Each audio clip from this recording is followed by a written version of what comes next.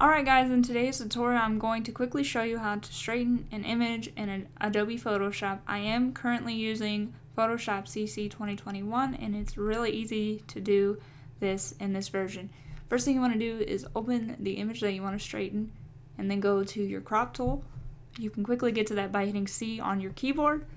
It'll pull up some options in the top bar here. There's a straighten option. You just click on it and then you go to, in this case, the horizon line, and you click and drag and try to line up the straighten tools line with the horizon, and when you're done you release the button like I did, you hit enter and it will have automatically straightened your photo for you. If you guys want to see any other beginner tutorials, please let me know and I'd be happy to make a video. And as always, if you made it this far, thanks so much for watching and I will talk to you guys again soon. Bye!